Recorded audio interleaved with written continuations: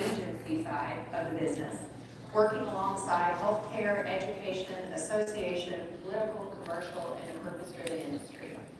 At Moore, we're a CXM company, and our services span the entire marketing chain, from creative and strategy, data and digital, media buying, and resource response management, and everything in between. Our data is our connective tissue, and with the powered by machine learning and numerous forms of AI, we make marketing channels sing in concert with one another to give a surround sound experience for our customers. Next, let me introduce Manu Orssaud. Manu is the Chief Marketing Officer for Duolingo, whose mission is to help over 500 million users get access to private tutor experiences on a variety of subjects using machine learning algorithms. Manu is a data-driven strategic leader with extensive experience across the full marketing spectrum. His marketing experience includes previous roles at PlayStation, Spotify, and Urban Sports Club. From Reddit, we're joined by Ann Belliveau. Ann is Vice President of Large Customer Sales for North America at Reddit, whose mission is to bring community, belonging, and empowerment to everyone in the world through thousands of communities, endless conversations, and authentic human connection. Ann's team works closely with Fortune 500 companies and their agencies to develop creative that's scalable and impactful. She's a digital marketing veteran that includes previous executive appointments at Twitter and Google. Joining us also is Don McGuire. Don is Senior Vice President and Chief Marketing Officer for Qualcomm Technologies. We almost got to skip one. I almost got the lineup right, didn't we? Qualcomm has over 50,000 employees across the globe using 5G and AI innovations to fuel their robust product portfolio. Don leads global marketing across all Qualcomm's businesses. And then we have Drew Panayiotou. Drew is Pfizer's first Chief Global Marketing Officer. He is responsible for driving the company's mission to change lives by changing how healthcare happens all around the world, with a relentless pursuit of scientific breakthroughs and revolutionary medicines that will create a healthier world for everyone. He's a marketing innovator and global brand builder with a passion for technology-fueled creative. Prior to serving at Pfizer, Drew held roles at Alphabet, Disney, and Coca-Cola. I'd like to start with questions for each of our panelists. We'll go down the line this time. With AI making a swift impact in the past year, we're eager to gain insights to how your companies are embracing it today. We'd like to hear how you're actively leveraging AI to amplify your marketing, enhance engagement, or optimize operational efforts. Manu. Yeah, sure. I think for Duolingo, what's been really interesting is over the last couple of years, we found a way to build our brand and build interest in Duolingo by taking a very solution-first approach to brand building. And through that, we had a lot of success on TikTok and social platforms. And the way we do that is actually really tapping into culture and connecting to what our audience cares about and inserting Duolingo as a brand in a way that feels really organic and doesn't really talk about language learning or the product. Recently, we've actually gone a lot with AI to help us scrape conversations that our audience was having on social channels and looking at where some topics may over-index compared to what people are talking about or generating on TikTok. And so what we saw through that is actually some topic of interest and fandoms starting to appear through that collection of data that is sorted through AI. And we found out that, for example, K-pop was a very strong passion point for our community. And so using AI, we were able to inform the type of content and communities and fandoms that we can tap into as a way to build affinity with new audiences and recruit them as fans on our platform. And so this is some of that work actually led to some of our more successful campaigns where we sent our mascots to Duo to K-pop concerts. And we saw a lot of engagement from that content, and a lot of our audience responded very positively to that. So, AI, we really believe, is an amazing tool to make sense of the amount of data that gets produced every day on social platform and allow to serve that in a way that feels really tangible and valuable for us to build our content marketing strategy. Marianne? So I would say that for Reddit, I'll kind of give you two short answers, right? So the first one is for the consumer app, Reddit. We've been using AI for several years. Over the past couple of years, we acquired 3 companies in AI and machine learning. And that's with the intention of understanding our audience better, our users. And so we can service 2 things that we would be interested in, if you join a community, if you're interested in another community. It also helps us give our moderators that are human moderators better tools to moderate their communities. So we feel like in general, we're just at the beginning of how to enhance the consumer product. And then on the business side, it helps us allow our advertisers to be in front of the right community at the right time with the right message. And to really understand inherently that this is a great spot for you at this moment with this message, because you can better understand who it is that you're reaching. And then we also have a lot of clients who ask us for data and insights because we are, right, a huge repository for human conversation that goes back 18 years. And we have a lot of really deep insight for brands and for companies about human perception and views and recommendations over time. Sure. AI is really interesting if you're in healthcare. I always tell people is 30% of the data generated, and it's increasing like by the minute, is healthcare data. So if you start a company, healthcare data is probably a good place to be. And from our landscape, the exposure of data opens up AI's potential to, one, develop drugs faster and better. So today up in San Francisco, my former employer, Google, has established a lot of partnerships with like pharmaceutical companies. So we have better drugs that come out faster, which is a cool thing. But from a CMO's perspective, my perspective, it opens up the opportunity to connect with your customers in a meaningful way that we couldn't before. So we're both B2B and B2C. And we're starting to kind of say, how do you, the point you just made, deliver the right message at the right time to the right audience? And when you have a scaled global business that has multiple brands that cuts around the world, a big part of what we're doing to unleash the power to reach audiences and connect with people and go from just advertising to true CRM experiences is rejiggering the way we work and how marketing happens. So it started last year with a big consolidation of our agency structure. You need to have an agency system that is structured and streamlined, and then you need to have all the different pieces come together around your data and your content production. And so we brought in Adobe, and we're bringing other pieces together to create, this is the first time we're talking about this here at CES, but we're creating a platform called Charlie, which is the ultimate marketing workbench to enable eventually AI to power our creative, our messaging, our media, because the explosion of what we can do is awesome, but it's also complicated, it moves quickly, and our ability to kind of leverage technology is going to change the way we communicate. But you have to get the inside of the company ready to change the outside of how the company shows up. So for us, it's a huge deal.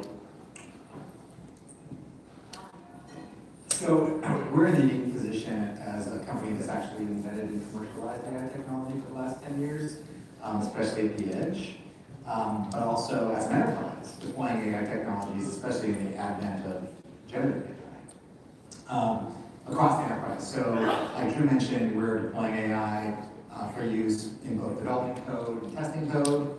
Our engineers are using it from a chatbot perspective, both through Microsoft Copilot, as well as an internal chatwise chatbot, and we're continuing to experiment and deploy new tools. On the marketing side, as the CMO, we've decided to start with the creative process, and we've been bringing in tools to help accelerate, expand, and enhance the creative process.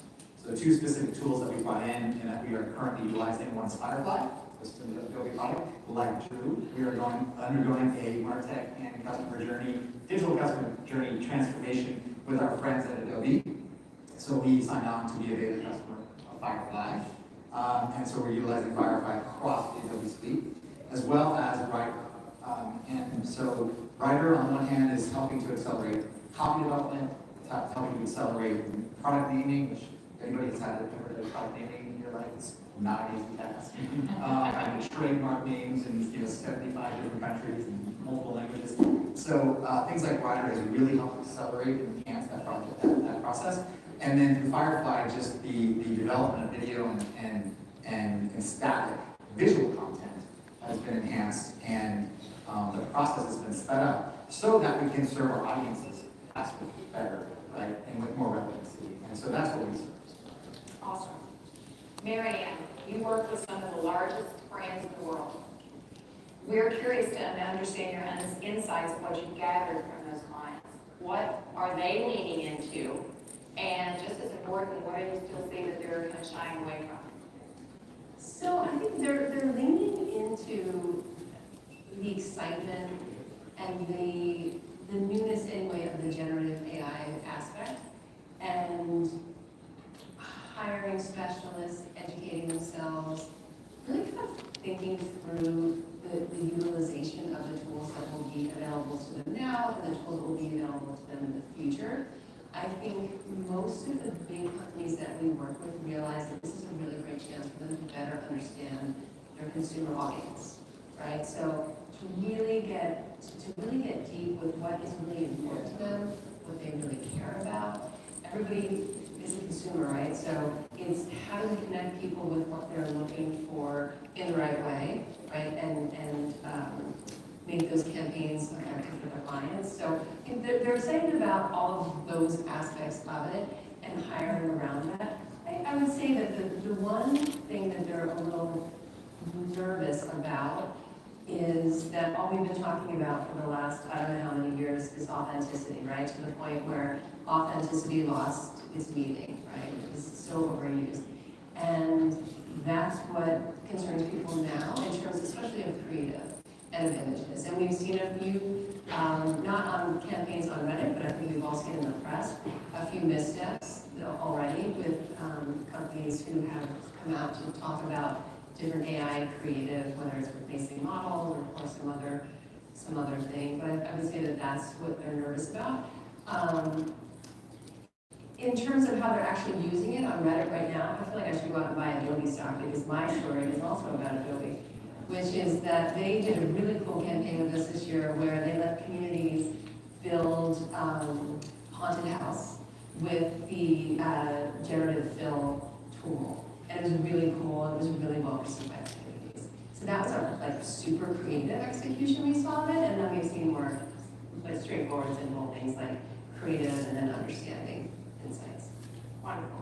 Speaking of creative, Drew, I know that's your passion, is turbocharging creative. Can you give us an example of a creative campaign that you've launched with AI with Pfizer? I just read your article where you worked on a migraine program with Google. Is there another campaign or that one that you can tell us a little bit more about?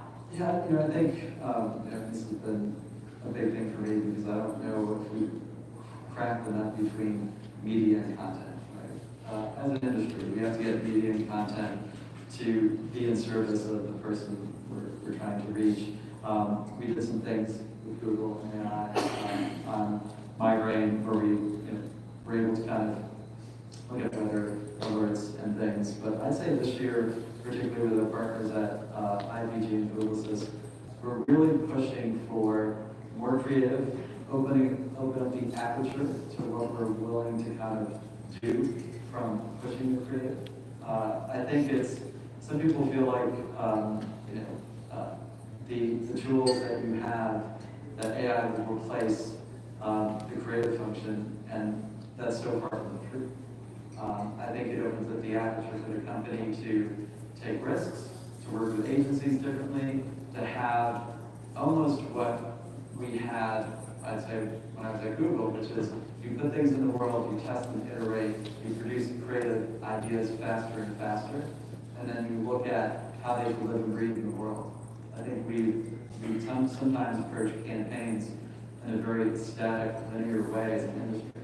I always found it, really interesting. We talk about the campaign for X or the campaign for Super Bowl, but the power of AI and creativity, I think, allows for a fluidity on how we think about engaging with people in a way that our brains can't comprehend, but our brains can guide, because AI needs a guide, right? You put it in service of something, and I do think we're just scratching the surface on creativity, and AI is deployment with our agencies.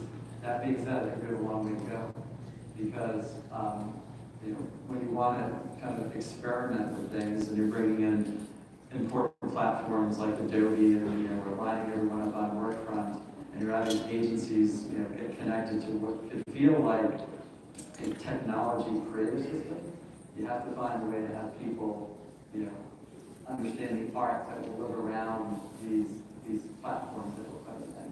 Because at the end of the day, I do think if you're a guide and you can steer the ship, the question becomes ultimately what's the destination that you're trying to reach? Yeah. Don, despite AI's indisputable impact across industry this past year, many marketers, tapping into what Drew said, are still expressing concern about their own obsolescence. Where do you see that balance of AI and human interaction as we're charging through this next year? Well, I mean, look, technology is just technology until you put it to use. And AI is no different than any of the technology transitions or inflection points that we've seen. It's just moving on. So I think that's driving some of the fear. Just when you think we caught up, it's moved again. So that's one thing. The second thing is that I believe personally that it's, in this narrative that's out there about, oh, it's going to replace jobs, It's not going to replace jobs. It's going to replace tasks. And those tasks will be replaced by automation, which then forces a whole new skill set learning, or frees people up to actually either be more creative or get more done, be more productive on the things that are important. Just like when CGI hit the filmmaking industry, right?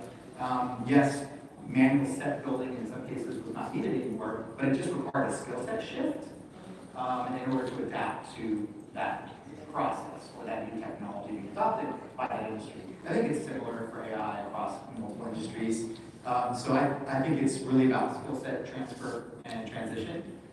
It's about opening the aperture, I think, as Drew just said. And I think at the end of the day, what people are going to find is that if used correctly, right, like with anything, it will actually be something that moves everybody forward in a positive direction. Manu, you talked a little bit about how Duolingo is using AI to see social trends.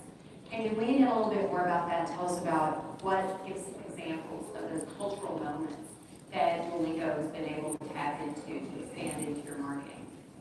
Yeah, there's been, just this year, for example, last year we had a huge moment around the release of the Barbie movie because Barbie's American Ferrari movie, the dad actually is learning Spanish on Duolingo. So we're able to capitalize on that as a real opportunity to connect our brand to what was probably one of the biggest cultural moments of the year last year, and we were able to send our mascot over to the Barbie premiere and have the red carpet premiere.